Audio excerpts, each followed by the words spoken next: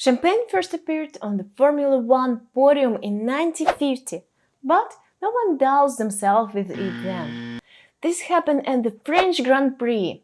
The race was hosted by Reims-Gouges Circuit, which was located in the Champagne region. The most famous product of the region is, of course, champagne. They decided to present a bottle of Moët Chandon to the winner of the Grand Prix, Argentinian Juan Manuel Fangio. After this, champagne periodically began to appear on the podiums of various competitions. The riders, without unnecessary euphoria, like an older brother on New Year's Eve, opened the bottle and took a few sips. Everything changed in 1966. Before the awards ceremony for the 24 Hours of Le Mans, someone left champagne for the winners to sit in the sun. As a result, when the prize was awarded to the Swiss Jo Ziffert, the bottle detonated, and splashes of champagne flew into the spectators standing nearby. The incident amused many, but after a while it was forgotten. However, a year later, again on the podium at the 24 Hours of Le Mans, the one-loving American Dan Gurney decided to repeat Ziffert's trick. To this, he shook his victory bottle and began pouring it on everyone around him. Now it's Gurney who is considered the founder of this tradition, because he, unlike Ziffert, splashes the drink deliberately. At the Le Mans 1967, the Swiss became the first to direct his stream of champagne not at the crowd of spectators but at other racers.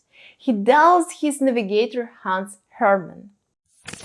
But what is champagne at Formula One? From the beginning of the drink's use until 1999, the official champagne of Formula One was Moët Chandon. The company provided 3-liter bottles for the Brut Imperial brand.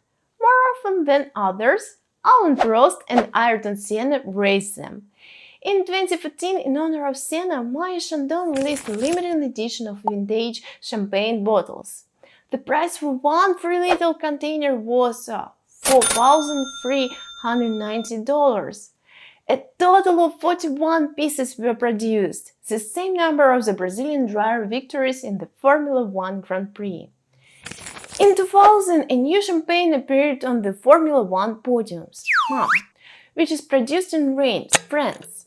The Cordon Rouge brand was supplied to the races. Before sending champagne to the Grand Prix stages, it was looked after for at least 2.5 years. For example, during the 2010 season, champagne from 2007 to 2008 was doused. It was also important for the company that its name was visible to all Formula One spectators. Therefore, special workers manually pasted the inscription MOM around the bottle in 2 places, above and beyond the label. No matter which way the racer turned the bottle, the name was visible. In 2016, the 15-year contract between MOM and Formula One came to an end. The royal races were left without champagne. The racers began pouring Chandon bottles at each other, which sponsors the McLaren team. It's produced in Argentina, Australia, Brazil, USA, China, but not in the Champagne region. This means it cannot be called Chandon's champagne.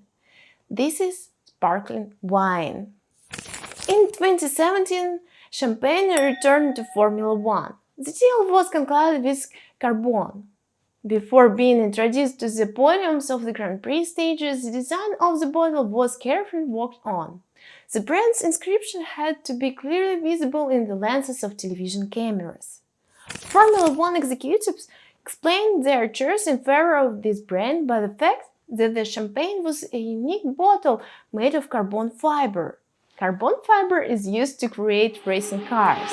The bottle comes with 3 different labels: gold for the winners, silver for the second-place finisher, and bronze for the third-place finisher. The price of one runway champagne is $3,000. Okay, but what kind of music is playing during the pouring? Mostly, during the traditional champagne revelry, the Terror theme from George Bizet's Carmen Suite is played.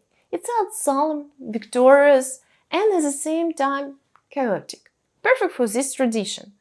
Formula One fans found another hidden meaning in the choice of the music. Carmen is written in English like Carmen. Okay, but do you know how not to celebrate a victory?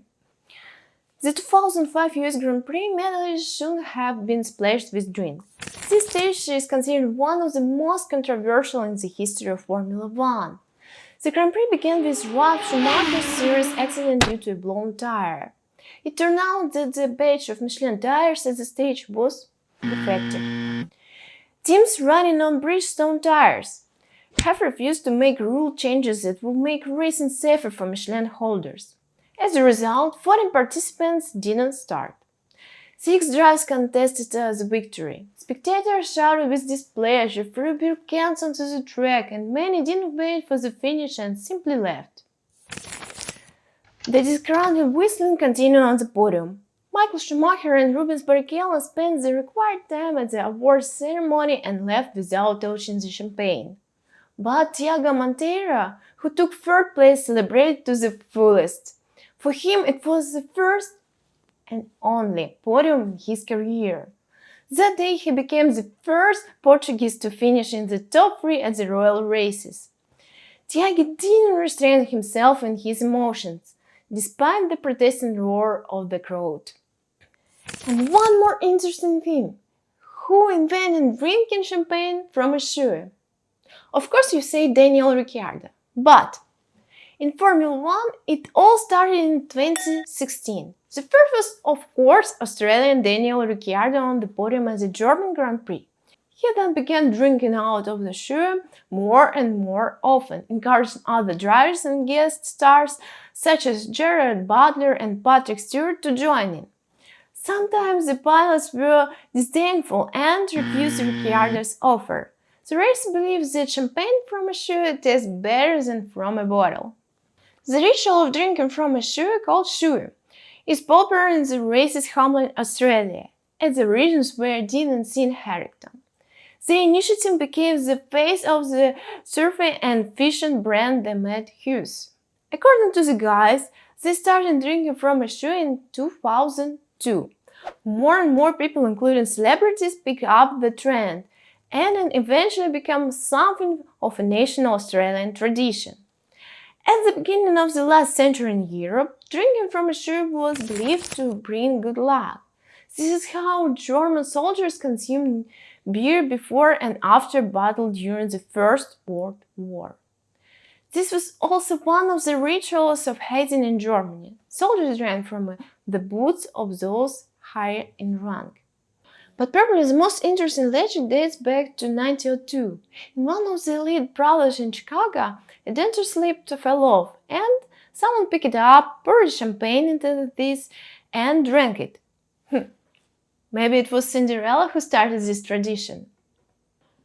Why we should talk about champagne without champagne? Maybe we should ask Daniel Ricciardo to bring his wine. It will be a good campaign. Glass of wine and we are ready to talk about everything. Good idea, I think, yeah.